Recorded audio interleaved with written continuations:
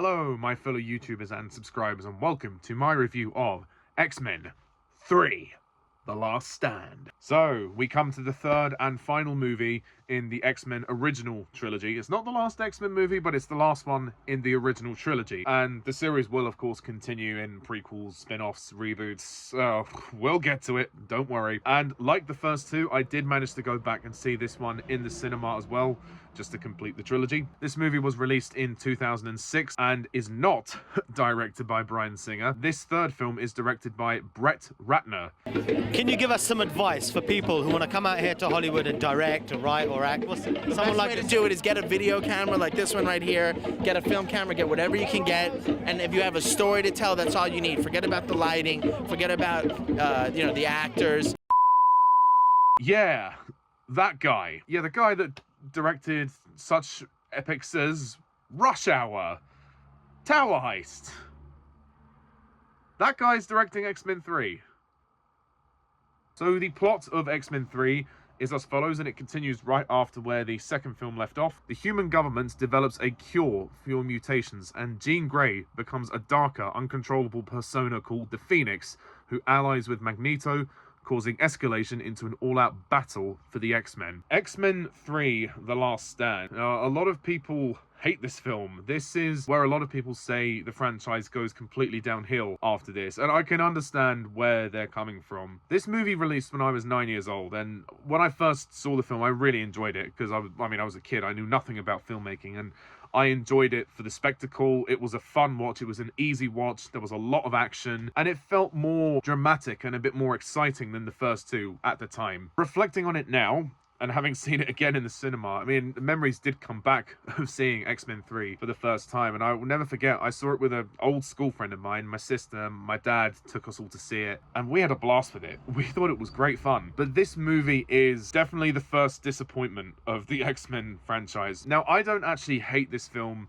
as much as everybody else. A lot of people really don't like this film, and that's fine, to each their own, but I actually quite enjoy this movie.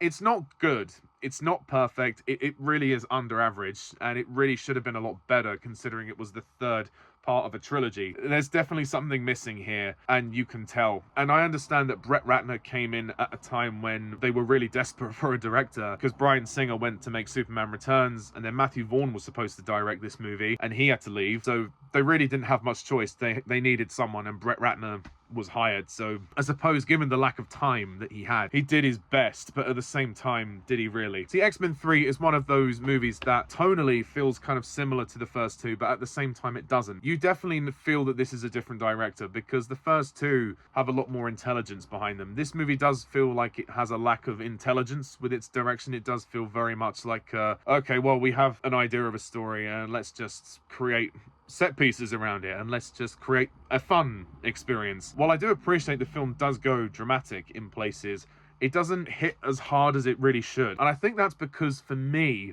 X-Men 3 always felt very short. And I think the runtime is too short. It's too crammed.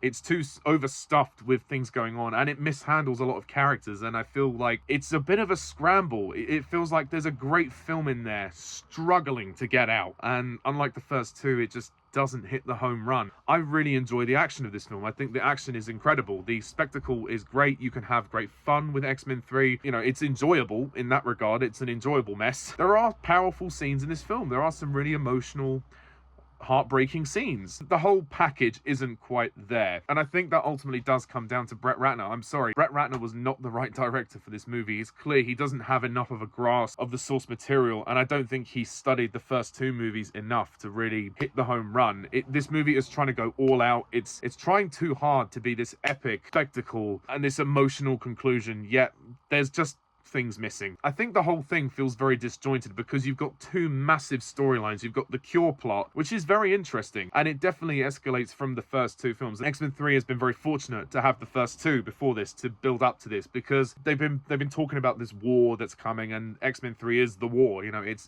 the last stand, the fight for freedom for mutants. And the build up to the Cure storyline is very well done. I think it's great because it poses a lot of questions, and each character is going to have a different perspective on this, and especially characters like Rogue, who has been desperate for the cure. You know, she wants to cure her mutation, but then there's others who see it as an insult, like Magneto, who then basically turns into, well, I guess another version of Hitler, really. It's, you know, Vive la Revolution, you know, let's rise up and destroy humanity, the people that made the cure specifically. If they just stuck with that, that would have been amazing, and I think that would have been enough to drive this movie to its epic conclusion. And you know, like I said, the action is incredible, and the final battle is epic, and it's really, really enjoyable. The other aspect of the plot is Jean, Phoenix. This was obviously sort of teased in X-Men 2, and obviously at the end of X-Men 2, Jean Grey died in the destruction of Alkali Lake when she raised the jet, and then she tried to stop the water from destroying her. She saved everybody and lost her life. In this movie, she comes back. We find out she survived all of that, although her emotional state isn't quite what it used to be,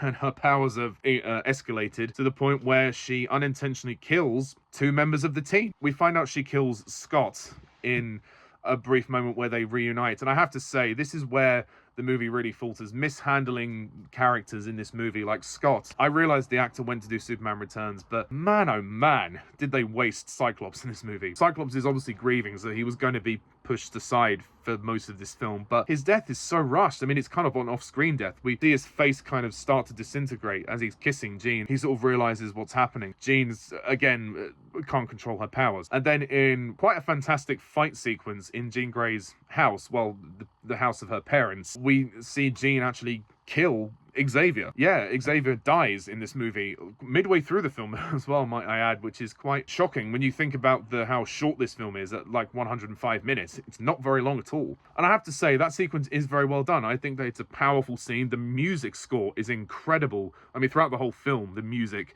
by John Powell is amazing, but the music in that scene is very emotionally striking. Yeah, like I like the concept of the Phoenix, the fact that she is essentially close to being a celestial, like, or a deity. You know, she has powers of a god. Jean doesn't want this. You can tell, like, they do this thing where they go back and forth with her. Like, Famke Janssen is really good in this film because she's displaying basically someone who's having a breakdown, essentially, because she's got 2 personalities and she can't control herself. It's not her fault. There's also that weird scene where her and Logan have a bit of a snog in the lab. And that's one of the other things I want to mention, is that X-Men 3 tries to develop Logan and Jean as a love story, and I don't think it really works, because X-Men 1 and 2, well, yeah, it was very clear that Logan had the hots for Jean. Jean always was in love with Scott. She never really showed a love towards Logan, and it just felt like they were trying too hard to make this tragic, and I feel like that's where the writing just sort of fell apart. It almost kind of retconned the first 2 movies in some ways, and especially towards the end of the movie where Logan has to kill Jean. And I have to say, that is a very good piece of writing. It's a very tragic thing that he has to do, but he has to save the world and he has to kill her because she's out of control, and it's not the same person. You know, Jean has essentially died and Phoenix has taken over. The dialogue is a bit ropey at times, and certainly for that ending where she says, "You would die for them? Not for them. For you. For you. Save me.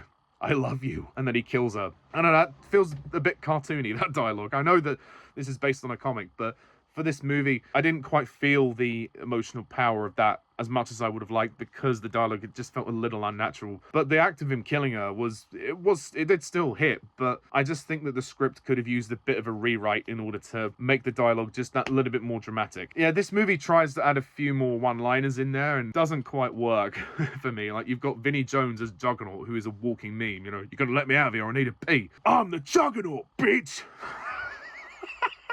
And then you've got such lines like, "Charles always wanted to build bridges." And that moment where Mystique is goading the prison guard and he says, "Keep it up, I'll spray you in the face, bitch. When I get out of here, I'm gonna kill you myself." Yeah, all of that stuff, that's very Brett Ratner. I don't feel like Bryan Singer would have done that. While there was some mild humor in the first 2, this feels like Brett Ratner has got his paw prints in the writing and has, like, added a few more jokes. I don't think you needed them. You could have done away with them. Speaking of other characters that are misused, Angel. Why is he in the movie? I mean, okay, I get it. He's at the beginning, he sets up the whole cure plot because he's trying to get rid of his wings, and in a very dark opening, I have to say. And then his father decides to create the cure. But then for the rest of the movie, he's barely in it. We see him turn up to get the cure, and then he snaps and changes his mind, and then has that powerful scene where he flies out the window. We don't see him, he just sort of turns up in the mansion, and then he turns up and saves his dad at the end. So what happened to him and his dad's relationship? It was barely explored, and this is where, like, you can tell X-Men 3 was really rushed. Well, again, there's a great film struggling to get out. There are other things like that that really bother me. It's no fault of the actor. He tries his best, but he's given so little to do.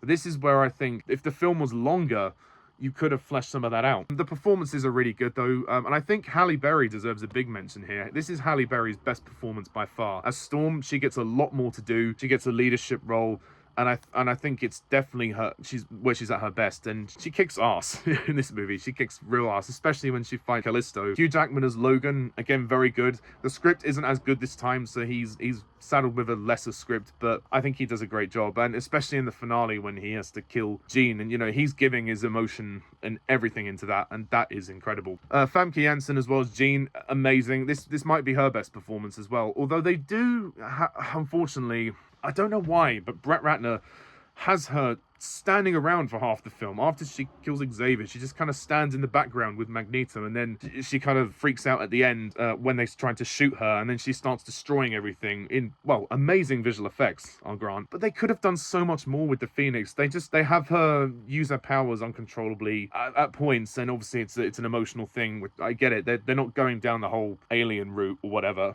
Whilst I appreciate the emotional performance, it just doesn't feel like they really did enough tell that story. The Phoenix Saga is such a big story. To have that and The Cure, this movie is jumbled. It makes the film feel a bit unfocused. And I hate to say that, but while I do appreciate the dramatic side of both those stories, they conflict a bit too much, because especially in the final battle, Jean stands around for half of it. Like I've said, she just stands around for most of it. Could have done so much more. Also, the character of Bobby is written very weirdly in this. Iceman, he's sort of seeing Rogue, but then he's also getting closer to Kitty, who was played by, well, now known as Elliot Page, was previously Ellen Page because the actor had a gender switch later in life. Kitty's good in this film. I think she's well done. She gets a bit more development than she has in the first two films, and I just don't like Bobby's attitude in this. I mean, it's a little confusing because obviously he's kind of with Rogue, and then Rogue gets the cure, and then he says, "This isn't what I wanted." Does he mean I didn't want you to do this because of me, or does he mean I didn't want you to do this? Like, why are you doing this?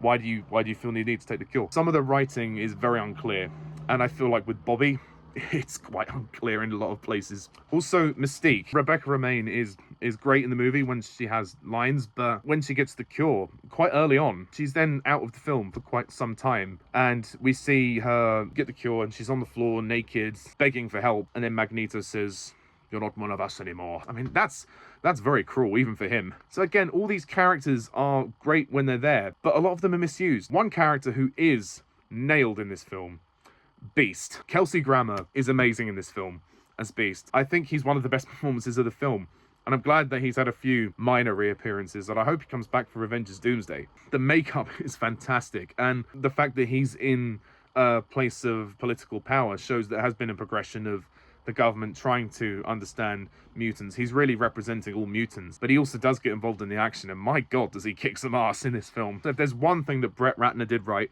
it's Beast. The visual effects are stunning. They are really stunning. Probably some of the best effects of the trilogy, and especially like when Jean is like destroying the house and destroying everything at the end as well. It really is incredible. I also quite like the opening scene as well, where Xavier and Magneto actually meet Jean when she's younger. We get a bit of an introduction into her powers and everything, which I think is really cool. And John Powell's music score, as I've said, is utterly incredible. This might be one of the best soundtracks for any X-Men film. The music is very powerful and epic, and it really elevates the emotion of this film and makes you kind of forget about some of the problems of this film. And the Danger Room sequence at the beginning is also a really exciting way to kick things off. And also Ian McKellan as Magneto. Well, I think the writing makes him a little bit too Hitler-esque in places. I do think he gives a very good performance, and I love that he gets a bit more action, like the moment when he's like crushing the cars and throwing them aside like that, and what he does with the pickup truck is really cool. But the best scene with him, the Golden Gate Bridge scene, is amazing. That's why I can't hate this film. I cannot hate it, because there are little moments like that that make me go, wow, that is great. Only the script was better. That Golden Gate Bridge scene is honestly just, that is really stunning. As you can see, it's a little bit all over the place, but it does have its heart in the right place. The emotion is there when it wants to be. It just mishandles characters. It's too short, it's too crammed, but there is a good film struggling to get out. But I have to say, it is disappointing after the first two. It's just not as intelligent, it's just not as slick. The direction is certainly a bit more rough and it's rushed, but what is there is a fun, epic, entertaining action film with some heart and a decent story that's a little bit muddled, but could work if it had more time. So I think X-Men 3, The Last Stand, is going to get a 6 out of 10 from me.